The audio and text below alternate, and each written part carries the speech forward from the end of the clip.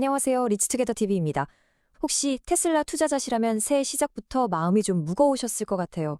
작년 말까지만 해도 분위기 정말 좋았는데 갑자기 주가가 뚝 떨어졌죠? 요즘이 하락세 때문에 걱정 많으실 텐데 오늘 그 이유를 속 시원하게 파헤쳐 드리겠습니다.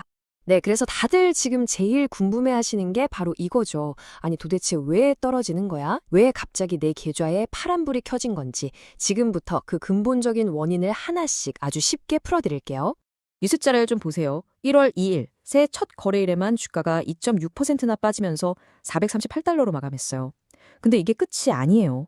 무려 7일 연속으로 주가가 계속 빠진 건데요. 이게 어느 정도냐면 테슬라 역사상 가장 길었던 연속 하락 기록이랑 똑같은 수준이에요. 이러니 투자자들 마음이 불안할 수밖에 없죠. 근데요, 이 하락이 그냥 뜬금없이 시작된 게 아닙니다. 모든 일의 시작이 정말 숨죽여 기다리던 딱 하나의 숫자, 바로 이 데이터가 발표되면서부터였어요. 모든 논란은 여기서부터 시작됐습니다. 바로 이겁니다. 2025년 4분기, 그러니까 작년 마지막 석 달 동안 차를 몇 대나 팔았냐는 성적표죠. 월가에서는 못해도 44만 대는 팔았겠지 하고 기대를 했는데 막상 뚜껑을 열어보니 41만 8천 대밖에 안 된 거예요. 와, 이건 마치 시험 보고 나서 90점은 넘을 줄 알았는데 70점짜리 성적표를 받은 거랑 똑같아요. 시장이 실망한 건 당연했죠. 심지어 그 전년도 같은 기간보다 16%나 줄어든 숫자였어요. 자, 그런데 이 인도량 쇼크는 그냥 시작일 뿐이에요. 진짜 중요한 건 이 작은 불씨가 어떻게 이렇게 큰 산불처럼 번졌냐는 거죠. 그래서 오늘 저희가 이 문제를 제대로 한번 파헤쳐 보려고 합니다. 테슬라 안에 숨겨진 두 얼굴을 보고 현재의 위험과 미래의 기회를 살펴본 다음에 마지막에는 여러분들을 위한 투자 전략까지 깔끔하게 정리해 드릴게요. 좋습니다. 그럼 본격적으로 들어가 보죠. 테슬라 주가가 왜 이렇게 위아래로 정신없이 움직이는지 그 비밀을 풀려면요. 딱 한 가지만 기억하시면 돼요. 테슬라라는 회사 안에는 사실 두 개의 다른 회사가 함께 살고 있다는 겁니다. 이게 모든 문제의 핵심이에요. 자, 한쪽에는요, 우리가 아는 자동차 회사 테슬라가 있어요. 이 회사는 지금 당장 전기차를 만들어서 팔죠. 중국의 BYD 같은 무서운 경쟁자랑 싸워야 하고 요즘처럼 금리가 비싸면 차가 덜 팔릴까 봐 걱정도 해야 돼요. 그런데 다른 한쪽에는 AI 로봇 회사 테슬라가 있는 거죠. 이 회사는 자동차가 아니라 미래의 꿈과 가능성을 팔아요.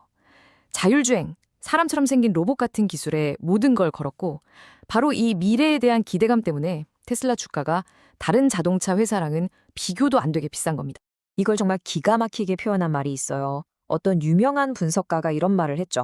만약 당신이 테슬라가 자동차를 파니까 주식을 산다면 회사를 잘못 고른 겁니다. 이게 무슨 말이냐면요. 월가에서 테슬라 주식을 좋게 보는 사람들은 지금 당장 차 몇 대 파는 거에 투자하는 게 아니라는 거예요. 그들은 미래에 테슬라가 될 완전히 다른 모습, 그 잠재력에 투자하고 있는 거죠. 그럼 먼저 지금 주가를 끌어내리고 있는 현실적인 문제들부터 한번 들여다볼까요? 바로 자동차 회사 테슬라의 이야기입니다. 이게 정말 충격적인 소식이었죠. 2025년에 테슬라가 사상 처음으로 세계 1등 전기차 회사라는 타이틀을 중국의 BYD한테 뺏겼습니다. 이게 그냥 순위 하나 바뀐 게 아니에요. 그동안 테슬라가 누려왔던 넘사벽, 독보적인 1등이라는 이미지가 흔들리기 시작했다는 아주 중요한 신호거든요. 자, 그리고 이 숫자 좀 보세요. 213배. 이게 테슬라의 PER, 즉 주가 수익 비율이라는 건데요. 이게 뭐냐면 쉽게 말해 이 회사가 버는 돈에 비해 주가가 얼마나 비싼지를 보여주는 숫자예요. 근데 213배요? 와, 보통 다른 큰 회사들이 20배, 30배 정도인 걸 생각하면 이건 정말 어마어마하게 높은 거죠. 한마디로 주가가 너무 비싼 거 아니냐는 논란이 나올 수밖에 없는 숫자입니다. 그러니까 이런 걱정이 나오는 거예요.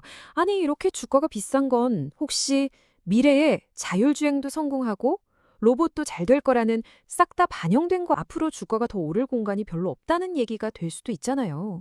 자, 지금까지는 좀 걱정되는 이야기들을 했는데요. 그럼에도 불구하고 왜 이렇게 많은 사람들이 테슬라에 열광하는 걸까요? 이제부터는 이야기의 반대편, 바로 AI 회사 테슬라가 그리는 엄청난 미래에 대해 이야기해 볼게요. 돈나무 언니라고 불리는 분이죠. 아크인베스트의 캐시 우드가 2026년은 로보택시의 해가 될 것이라고 딱 잘라 말했어요. 이런 분들은요, 지금 당장 차 몇 대 덜 팔았다고 해서 흔들리지 않아요. 아예 게임의 판 자체가 바뀌는 걸 보고 투자하는 거죠. 그리고 이건 그냥 막연한 희망사항이 아니에요. 테슬라가 2026년에 뭘 할 건지 아주 구체화된 계획표를 내놨거든요. 보세요. 1분기에는 완전 자율 주행 FSD를 전 세계에 쫙 풀고 4월에는 아예 운전대 자체가 없는 로봇 택시를 만들기 시작한대요. 와, 그리고 하반기에는 진짜 사람처럼 생긴 로봇 옵티머스를 공장에 투입한답니다. 정말 영화 같은 이야기죠. 이 옵티머스라는 로봇이 진짜 대박이에요. 이게 뭐냐면 그냥 인간이 하는 모든 힘든 일, 지루한 일, 위험한 일을 대신해주는 로봇이라고 생각하시면 돼요. 일론 머스크는 이 로봇이 자동차보다 훨씬 더 중요하고 말 그대로 세상을 바꿀 거라고 믿고 있어요. 자, 그럼 이 미래의 가치가 어느 정도일까요? 이 슬라이드 정말 놀랍지 않나요? 유명한 분석가 댄 아이브스는 이런 AI랑 로봇 사업 덕분에 테슬라 시가총액이 3조 달러까지 갈 수 있다고 봐요. 3조 달러. 와, 감이 잘 안 오시죠? 지금 애플이나 마이크로소프트랑 맞먹는 수준이에요.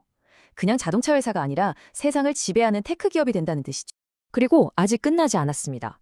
사람들이 잘 모르는 테슬라의 비밀 병기가 또 있어요. 바로 에너지 사업입니다. 차는 좀 덜 팔렸을지 몰라도 이 에너지 저장 장치 사업은 역대 최고 실적을 냈어요. 근데 더 대박인 건 이게 테슬라 사업 중에서 돈을 제일 잘 버는 가장 수익성이 높은 사업이라는 거예요. 새로운 엔진이 하나 더 생긴 거죠. 자, 정리해 볼까요? 한쪽엔 현실적인 어려움을 겪는 자동차 회사가 있고 다른 한쪽엔 엄청난 꿈을 꾸는 AI 회사가 있어요. 그럼 이 정신없는 상황에서 우리 같은 개인 투자자들은 대체 뭘 어떻게 해야 할까요? 당연히 정답은 없어요. 사람마다 다 다르니까요. 그래서 본인의 투자 스타일에 맞춰서 크게 3가지경으로 나눠서 한번 생각해 볼게요. 나는 어디에 해당하는지 한번 들어보세요. 먼저 만약 좀 안정적인 투자를 선호하신다면 지금 당장 뭘 하기보다는 1월 28일에 있을 실적 발표까지 좀 지켜보세요.